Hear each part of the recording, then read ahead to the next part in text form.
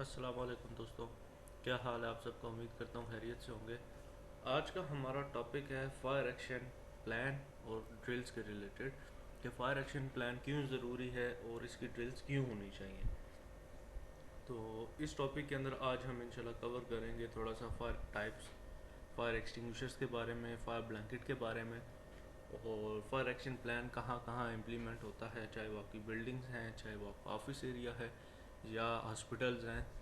और ड्रिल्स जो हैं वो कब कब होनी चाहिए, कौन उसका रिस्पॉन्सिबल होता है, रिकॉर्डिंग उसकी कैसे करते हैं, इन तमाम चीज़ों के बारे में इंशाल्लाह आज हम डिस्कस करेंगे। तो चलिए आज का टॉपिक स्टार्ट करते हैं। सबसे पहले हम देखेंगे definition. What is fire? Fire क्या है? This is a process of combustion releasing heat and light. ये एक जलने का कीमियाई अमल है, केमिकल प्रोसेस है जिसके नतीजे में हीट, हरारत और लाइट प्रोड्यूस होती है। It is a chemical reaction of fuel with required amount of oxygen and heat. इसका, जैसे मैंने अभी जिक्र किया, required amount of oxygen and heat के साथ जब फ्यूल बर्न होता है तो उस एक केमिकल रिएक्शन होता है जिसकी मदद से आग लगती है। और फ्यूल में हमारे पास डिफरेंट चीज़ें आ सकती हैं। उसमें हमारे पास वुड पेपर है, या पेट्रोल डीजल की फायर है, गैस की फायर है, केमिकल की फायर है। तो इंशाल्लाह इसके ऊपर आगे चल के बात करते हैं। नेक्स्ट डेफिनेशन जो है हमारे पास आती है, वाई डू वो नीड अ फायर प्लान, कि हमें फायर प्लान की क्या ज़रूरत है। Putting a fire prevention plan in place can significantly reduce the extent of damage that a fire can cause and help to avoid one from breaking out in the first place. A fire emergency evacuation plan details how you and your staff throughout the building can exit in a safe and appropriate manner. आग से बचाव का जो plan है, जो मंसूबा है, उसको अपने जो है बनाने से या उसको लगाने से आग से लगने वाले होने वाले नुकसान की हद को नुमाया तौर पे कम किया जा सकता है। पहली जगह पे इससे हम आग लगने से रोक सकते हैं, रोकने में मदद मिलेगी। और आग के हंगामी इनखला का मंसूबा ये बताता है कि आप और आपका अमला पूरी इमारत में कैसे महफूज तरीके से और मुनासिब तरीके से बाहर निकल सकते हैं और असम्बली पॉइंट पे जा सकते हैं। तो इन तमाम चीज़ों के ऊपर आगे चल के बात करते हैं। ये हमारी डेफिनेशंस थी। नेक्स्ट हमारे पास है एलिमेंट्स ऑफ फायर। फायर के कौन कौन से एलिमेंट्स हैं? जैसे मैंने ऊपर जिक्र किया कि तीन बेसिक चीज़ें हैं, फ्यूल, ऑक्सीजन और हीट। और चौथा इसमें एक और चीज़ हम ऐड कर लेंगे, चेन रिएक्शन। चेन रिएक्शन का मतलब ये है कि कंटिन्यूस फायर उससे चलती रहती है। रिएक्शन जो है वो चेन एक बन जाता है और रिएक्ट करके फायर आगे चलती जाती है। फायर टेट्राहाइड्रोन हम इसे कहेंगे। जो हमने पीछे देखा है वो फायर ट्रायंगल है, जिसमें चेन रिएक्शन आ जाता है, हम उसे फायर टेट्राहाइड्रोन कहते हैं। और केमिस्ट्री ऑफ फायर में हम आगे बात करेंगे fuel. Fuel is a flammable material that begins the process of combustion. Fuel ऐसा एक फ्लेमेबल मटेरियल है जिसको आग लग सकती है, जो कंबस्शन जलने का अमल जो है उसको स्टार्ट करता है। When fuel is heated at its flash point, it can ignite in the air and support combustion. Fuel जो है जब उसको इसका फ्लैश पॉइंट मिलता है, जब उसको सोर्स ऑफ इग्निशन मिलता है, तो वो हवा की मदद से जलने का एक प्रोसेस शुरू करवा देता है। नेक्स्ट है heat energy. Heat energy is produced during combustion because reaction is exothermic. Combustion releases more than enough heat to make the fire self propagating. Heat energy जो है ये प्रोड्यूस होती है आग लगने के अमल में। नॉर्मली आपने देखा होगा सर्दियों में लोग लकड़ी जला के उसके आसपास बैठ जाते हैं हीट लेने के लिए।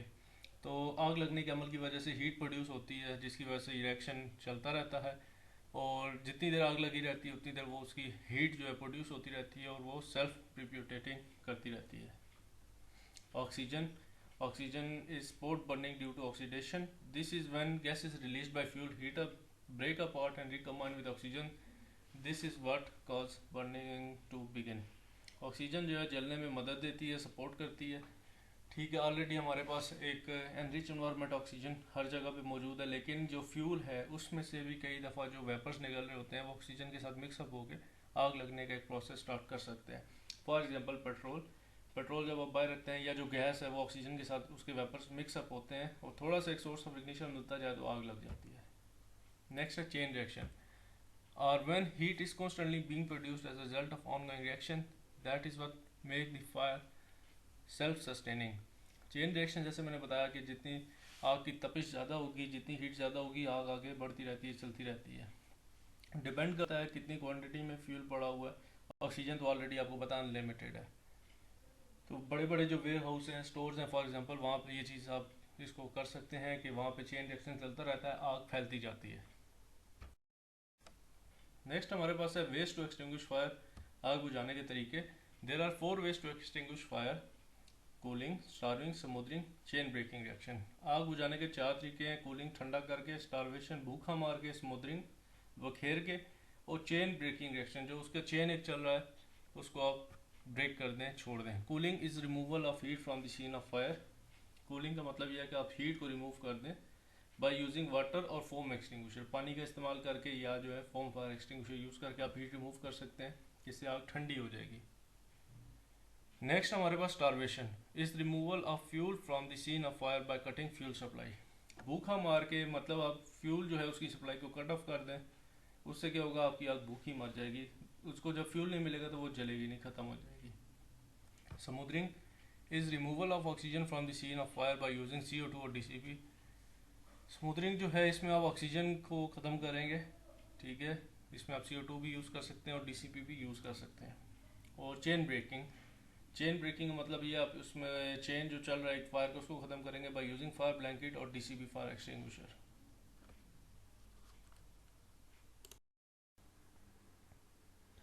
फायर एक्सटिंग्विशर्स की जो टाइप्स हैं उसमें अब हमारे पास सबसे पहले जी वाटर, सेकंड नंबर पे AFFF aqueous film foaming foam. Next हमारे पास है ड्राई केमिकल पाउडर DCP और कार्बन डाइऑक्साइड CO2। एक ड्राई वेट केमिकल भी है, वेट केमिकल पाउडर सॉरी, तो उसको हम यहाँ पे जो है वो नहीं करेंगे उस पर बात, क्योंकि वो जो है इंटरनेशनल लेवल पे बैन हो चुका है। तो मैक्सिमम हर इंडस्ट्री में कंस्ट्रक्शन जगह पे 4 ही किस्म के fire extinguishers use. Electrical equipment की जो फायर होती है उसके ऊपर हम CO2 यूज़ करते हैं। नेक्स्ट हमारे पास है fire blankets. Definition: A fire blanket is simple fire safety appliance designed to tackle small contained fire usually found in kitchen। जो फायर ब्लैंकेट होती है ये नॉर्मली आपकी छोटी मोटी जो आग आग होती है किचन वगैरह में, जैसे आप क्लास केक क्लास जैसे मैंने ऊपर जिक्र किया उसमें आप मेंशन कर सकते हैं ऑयल की फायर है या फैट्स की फायर है, तो उसके लिए ये बहुत ज़्यादा जो है आजमूदा है, उसके लिए बहुत अच्छी एडवांटेज है इसका। The sheet is used to smoother the flames, stop them from oxygen, extinguish the fire before it gets out of control। ये जो है शीट ये किचन में लगी हुई होती है, ठीक है, इसके साथ ऑक्सीजन की सप्लाई कट ऑफ होती है, फ्लेम्स को कम करती है और आखिर में आग बुझ जाती है इससे पहले कि आउट ऑफ कंट्रोल हो जाए। Fire blankets are typically installed in kitchens. Maximum fire blankets जो हैं ये किचन में इंस्टॉल की जाती हैं। नेक्स्ट हमारे पास fire plans are required. Fire plan क्यों ज़रूरी है, इसकी डेफिनेशन मैंने ऊपर ऑलरेडी आपको बता दी है, तो इसके अंदर हम बात करेंगे। Administration is responsible to have a written fire plan. चाहे आप बिल्डिंग में हो, चाहे आप कंस्ट्रक्शन इंडस्ट्री में हो, चाहे आप वैसे किसी इंडस्ट्री में हो, आपका एक रिटन फायर प्लान आपके पास मौजूद होना चाहिए और एडमिनिस्ट्रेशन उसकी रिस्पॉन्सिबल होती है। Fire plan must be available to all supervisory staff. Fire plan जो है वो सुपरवाइजरी स्टाफ या आपके जो एम्प्लॉयज़ हैं उन तमाम लोगों तक अवेलेबल होना चाहिए, मुख्तलिफ़ जगह पे ये लगा होना चाहिए ताकि लोगों को लोकेशन के बारे में पता हो कि वो कहाँ खड़े हैं एंड नियरेस्ट एमरजेंसी एग्ज़िट कौन सा है, फायर हाइड्रेंट या फायर एक्सटिंग्विशर्स की लोकेशन क्या है और वो कहाँ से इजीली निकल सकते हैं, इमरजेंसी कॉन्टैक्ट नंबर्स क्या हैं, ये तमाम चीज़ें वहाँ पे एज अ साइन बोर्ड लगी होनी चाहिए मुख्तलिफ़ जगहों पे। तो copy of fire plan shall be readily available at the telephone operators desk और एट द सिक्योरिटी सेंटर। जो फायर प्लान आपने अपनी बिल्डिंग के ऑफिस के अंदर लगाया है वही सेम फायर प्लान आपकी सिक्योरिटी केबिन या सिक्योरिटी ऑपरेटर के पास होना चाहिए, टेलीफोन ऑपरेटर के पास। Fire plan must include protection of all person. Fire plan के अंदर ज़रूरी है आप हर एम्प्लॉय की, हर बंदे की, हर पर्सन की प्रोटेक्शन को यकीनी बनाएं। Evacuation to areas of refuge. Nearest जो असम्बली पॉइंट हैं उनकी लोकेशन उसके ऊपर लाजमी आपने मेंशन करनी है। Evacuation of the building when necessary. Evacuate आपने कब करना है बिल्डिंग को, जब ज़रूरत पड़ेगी। ज़रूरत कब पड़ेगी, जब खुदा न खास्ता कोई एमरजेंसी होती है, चाहे वो आग की एमरजेंसी हो या कोई नेचुरल डिज़ास्टर वगैरह हो। The basic response RACE are for rescue, get people out of immediate danger. तमाम लोगों को आप रेस्क्यू करें और इमीडिएट डेंजर से निकालें, जो खतरा है वहाँ से निकालें। जो और ये जस्ट कॉम्पिटेंट लोगों ने करना है, ट्रेंड लोगों ने करना है। ऐसे नहीं कि जो इसका दिल करे खुद अपनी सेफ्टी वो खतरे में डाल के दूसरे बंदे को रेस्क्यू करने लग जाए, ऐसे नहीं करना। जो प्रॉपरली ट्रेंड लोग होंगे वही ऐसा करेंगे। If alarm, use code word sound alarm, notify the fire department. आपकी बिल्डिंग में जो अलार्म सिस्टम इंस्टॉल है, आप कोशिश करें उस बटन को प्रेस करें ताकि तमाम लोगों को आप बता दें कि यहाँ पे इमरजेंसी है, ताकि तमाम ऑक्यूपेंट्स जो हैं वहाँ से लीव करें, बिल्डिंग को इवैक्यूएट करें इमीडिएटली। या जो है आप चिल्ला भी सकते हैं इमरजेंसी इमरजेंसी, आग लग गया आग लग गया, ऐसे करके, ताकि दूसरे लोगों को नोटिफिकेशन मिल जाए। इसके अलावा नोटिफाई दी फायर डिपार्टमेंट, आपका जो इमरजेंसी कॉन्टैक्ट नंबर है लोकल, उसके ऊपर आपने रब्ता करना है, फायर डिपार्टमेंट को बुलाना है। कन्फाइंड, क्लोज आल डोर्स, तमाम दरवाजे बंद कर दें एक दफ़ा अगर आपने बिल्डिंग एवैक्यूएट जब कर लेनी है।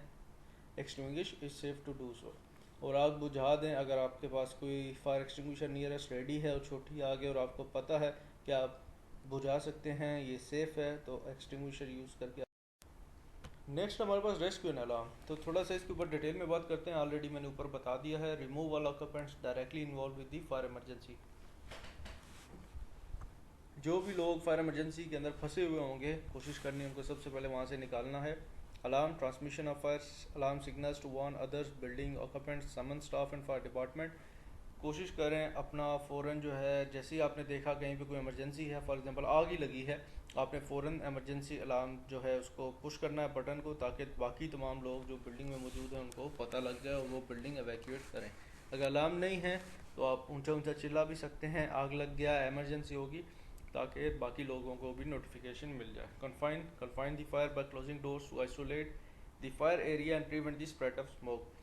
जब आप एक दफ़ा बिल्डिंग एवैक्यूएट कर दें तो कोशिश करें जो आखिरी आदमी निकलेगा वो दरवाज़ा बंद करके निकले, ताकि स्मोक एक जगह से दूसरी जगह ना आ जाए, क्योंकि आग जो है स्मोक के ज़रिए ही फैलती है, तो इसी तरह हम उसको आइसोलेट कर सकते हैं। Extinguish the fire if safe to do so, आग बुझा दें अगर आग बुझाना आपके लिए सेफ़ है। Fire plans must include a written fire safety plan shall provide the following: use of alarm, transmission of alarm to fire department, response to the alarm, isolation of fire, evacuation of immediate area, evacuation of smoke compartment, preparation of floor building for evacuation, extinguishment of। Next हमारे पास fire plans must include, जो floor के plans हैं उनकी location जो है उनके अंदर लाजमी आपने exits, evacuation routes, accessible egress routes, areas of refuge, manual fire alarm boxes, portable fire extinguishers, hookup and use hose station, ये तमाम चीज़ें उसके अंदर लाजमी इंक्लूड करनी है। A site plan with the assembly point, the location of fire hydrants, the route of fire department access, ये तमाम चीज़ें आपने अपने फायर प्लान के अंदर इंक्लूड करनी हैं। Fire plans, use of alarms, pull stations, उसके अलावा रोम स्मोक डिटेक्टर्स हो सकते हैं, जैसे ही स्मोक डिटेक्ट करते हैं अलार्म बजना शुरू हो जाता है। ये तमाम चीज़ें आपने इंस्टॉल करवानी है अपनी जगह पे। Transmission of alarm to fire department include a call to emergency number.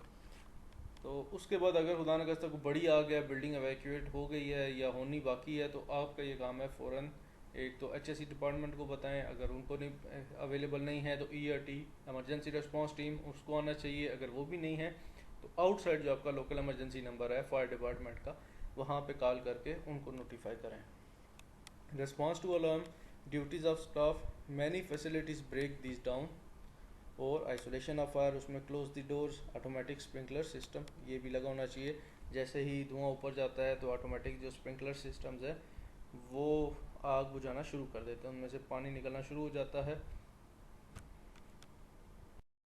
Next हमारे पास एवैक्यूएशन ऑफ इमीडिएट एरिया, फ़ौरन इमीडिएट करें, जो ज़रूरतमंद है पहले उनको रेस्क्यू करें, रेस्क्यू एनीवन इमीडिएट डेंजर, और जिसके अंदर जिससे कि हमारे पास छोटे बच्चे आ जाते हैं, बुजुर्ग लोग आ सकते हैं, उनको फ़ौरन इमीडिएट आपने रेस्क्यू करना है।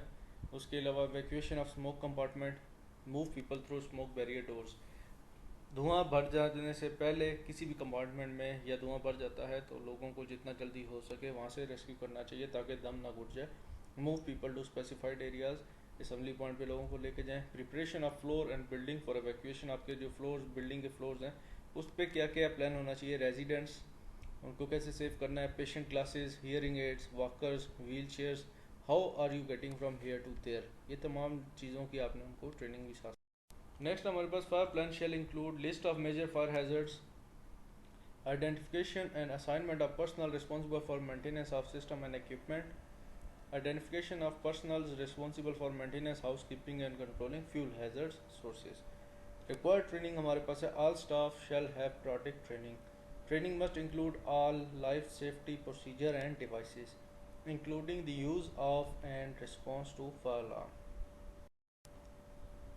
Fire drills are required for all staff. उसमें नर्सेज हो सकती हैं, इंटर्नीज हो सकते हैं, maintenance engineer and administrative staff. To familiarize facility personnel with the signal and emergency action required under varied conditions. Condition of fire drills क्या है? Conducting fire drill sorry the purpose of a fire drill is to test the efficiency, knowledge and response of staff. ये होनी चाहिए मुख्तलिफ औकात में, मुख्तलिफ time period के बाद, मुख्तलिफ कंडीशंस के, ताकि आपके स्टाफ की एफिशिएंसी, उनका नॉलेज और उनका रिस्पॉन्स के बारे में आपको पता हो. Scheduled drill on random basis. Fire drills are to be conducted quarterly. Next हमारे पास fire drills shall be designed in cooperation with local authorities. जब भी आपने फायर ड्रिल परफॉर्म करनी है, लोकल अथॉरिटीज़ को लाजमी नोटिफाई करना है. Be held often enough to familiarize occupant with drill procedures to make a fire drill a matter of routine. Include procedures to ensure that all persons participate. Responsibility of for the planning and conducting of drill shall be designed assigned only to competent person. जो भी आदमी drill plan करेगा, उसको conduct करेगा, वो एक competent person होना चाहिए, उसको रिस्पॉन्सिबिलिटी देनी चाहिए.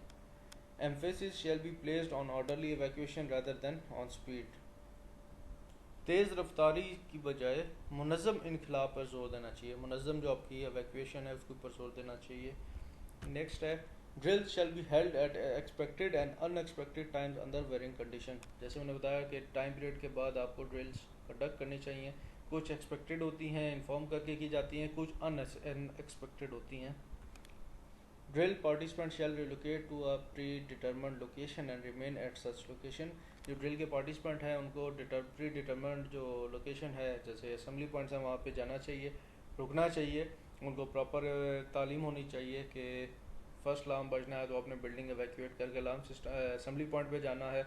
वहाँ पे हेड काउंटिंग होगी.